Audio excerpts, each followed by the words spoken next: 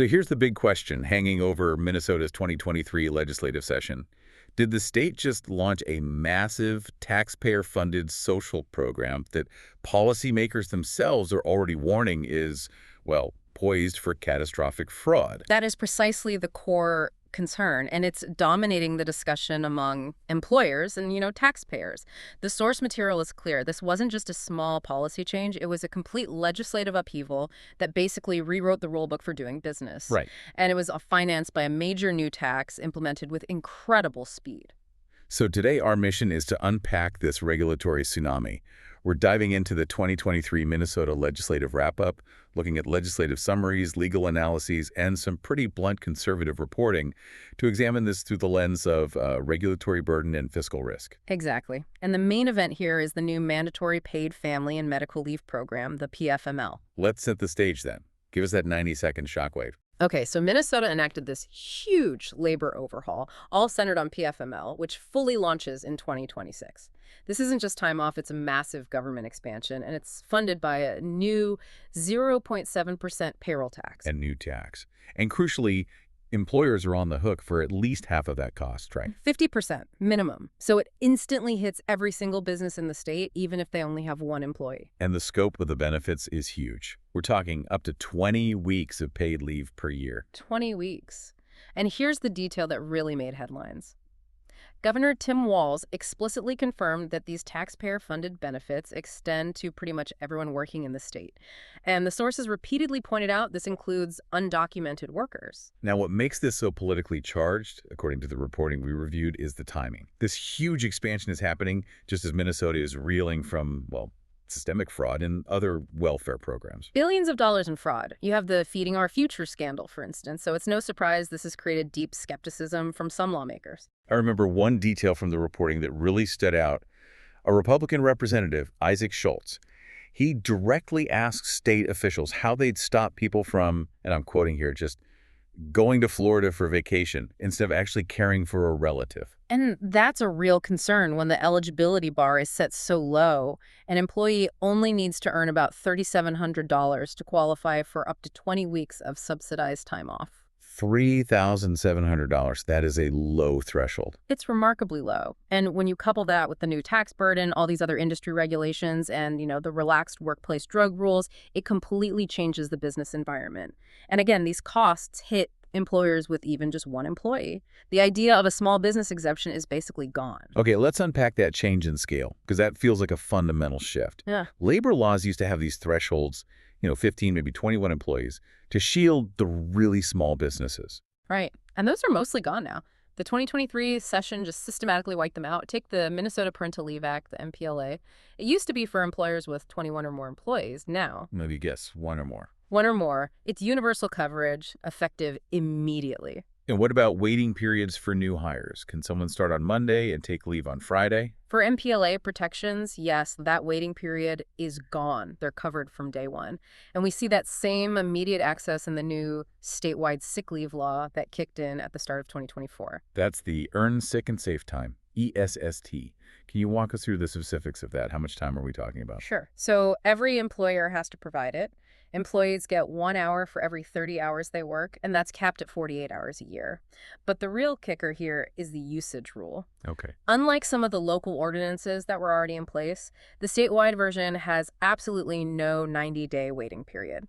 Accrual and use start the moment you're hired. So my example wasn't even an exaggeration. A new hire could genuinely use paid sick time in their very first week. That has to be a major shift for small businesses trying to manage staffing. It is, because that flexibility for managers is it's significantly reduced. And this expansion also covers accommodations for pregnancy and nursing mothers. That used to be for businesses with 15 or more workers. As of last July, it's all employers. One employee, you're covered. And the sources mentioned that the rules themselves got stricter too, right? It wasn't just about who was covered. Exactly. The law specifically removed the employer's ability to argue that providing lactation breaks would unduly disrupt their operations. Plus, they can't reduce an employee's pay for the time they use to express milk. For a small coffee shop or a retailer, that's a direct hit to the bottom line. Speaking of protecting a business, let's talk about what some sources called the non-compete lockdown. This feels like another major tool being taken away from employers. Oh, it's drastic. The new law, as of July 1st, 2023, makes almost all new non-compete agreements void and completely unenforceable. And is that just for traditional employees? No, it's incredibly broad. It even applies to independent contractors. So if you've invested years of training and given someone access to your client lists, your ability to stop them from walking across the street to your biggest competitor is severely hampered. So what's left? Can they still have non-solicitation agreements? Yes, things like non-solicitation or confidentiality agreements are still on the table, but that core tool, the non-compete, for protecting your intellectual property, it's gone. It's a huge new vulnerability for Minnesota companies. Okay, that makes sense.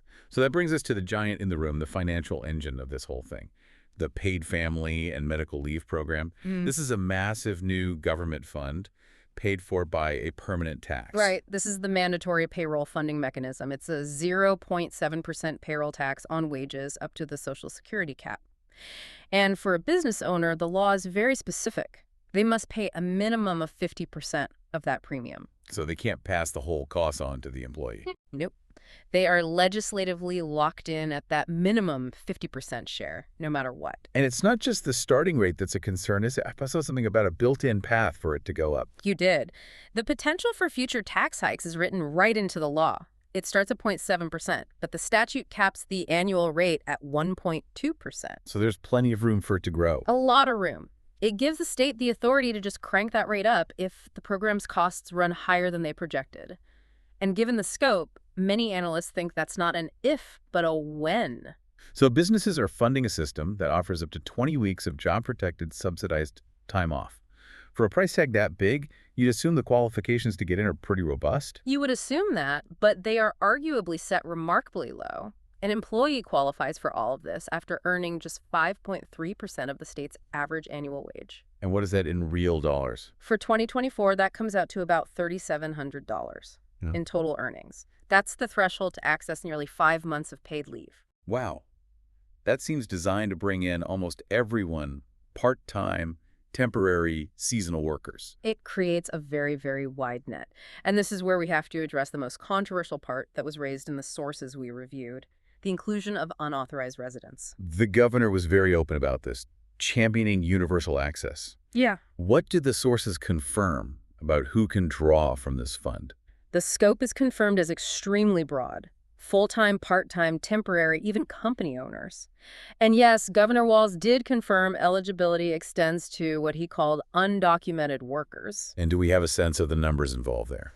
Well, nonpartisan data from 2022 estimated around 70,000 unauthorized immigrants in the state's labor force. So bringing that population into a taxpayer-funded program of this size, especially one with such a low bar for entry, presents a huge challenge for oversight. And that brings us directly to the fraud warnings. Right, because Minnesota has a really disastrous track record here.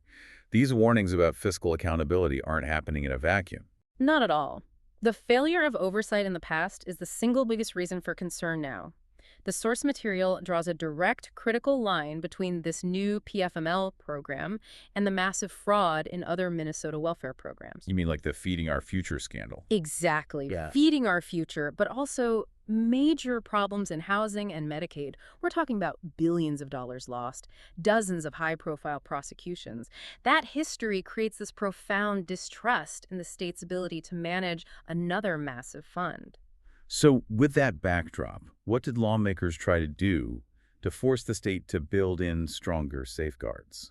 Well, the skepticism was very public. You mentioned the most famous example with Representative Isaac Schultz. He wasn't asking a hypothetical question when he brought up someone going to Florida on vacation. He was pointing out how incredibly hard it is to verify non-medical family leave claims, especially across state lines. And these weren't just concerns from politicians, right? The business community was worried too.